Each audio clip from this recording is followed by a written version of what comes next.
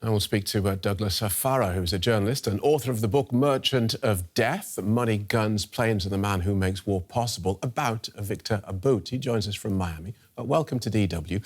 Just give us a thumbnail sketch of Viktor Bout, the man on the other end of this prisoner swap, and why Russia's so keen to have him back. Well, Viktor Bout had come out of the Cold War and had built this amazing air fleet and weapons transfer system, this business that churned along for almost a decade. But he was one of the Russian Soviet intel operatives. He had very good friendships with people who've become very close to Putin through the years. And I think that the ultimate explanation for why they were so interested is that they really didn't want to leave anyone behind. They felt very strongly that he was one of them. They also felt very strongly that this would be an embarrassment, I think, for the United States. And I think it deprives the U.S. government and others, or deprives is maybe not the right word, but it takes away the Brittney Griner human rights elements that have been used successfully, I think, to tarnish Putin's image abroad. But Viktor Bout he's a really smart man. He speaks 6 languages, started out very young. He started out in his 20s, amassing this giant empire that provided weapons to Charles Taylor in Liberia, multiple sides of the Angola War, the Congo War, the Taliban, the Northern Alliance, and U.S. and British forces in Iraq and Afghanistan. So he was quite a polyglot in what he was able to do. Right. So we have a basketball star traded for a man whose business activities have resulted in the deaths and maiming of thousands, if not tens of thousands of people. Does this strike you as a fair deal? No, I don't think it's fair at all, but I think it was the right deal. I think the fairness, I think if there were justice, Viktor Bout would never leave prison.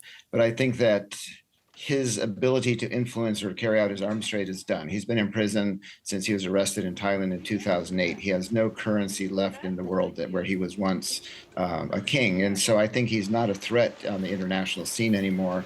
And I think that makes it, in my mind, plausible or necessary to save Brittney Griner the enormous suffering she was going to be going through in coming years, because she was clearly had done nothing, not remotely anything like what Viktor Bout had done. And to get her back and safe and sound and to ease her enormous suffering, I think it was a bad deal that needed to be made. Right. And you mentioned there in your second answer that Mr. Bout is a man whose business has taken him into not only various wars across Africa, but he also worked for the US and British governments in Afghanistan. So how did a man who has worked for the US government come to be locked up in a US federal prison for 25 years?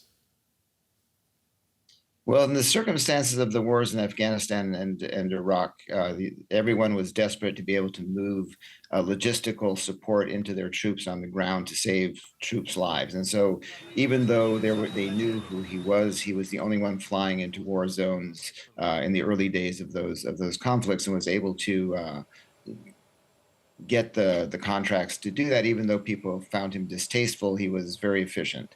Once that necessity was gone and other logistics were set up, he was cut off. And then the final straw came when he began to negotiate with people he thought were FARC guerrillas in Colombia to sell them mass amounts of weapons that they specifically said would be used to kill Americans. And he said, yes, they are my enemies. This is my war too. And that was sort of the impetus for really wanting to bring him down, because he clearly had gone from being a weapons supplier to going to supplying terrorist groups that wanted to kill Americans. That's very clear. Thank you so much for joining us, journalist Douglas Farah. Thank you.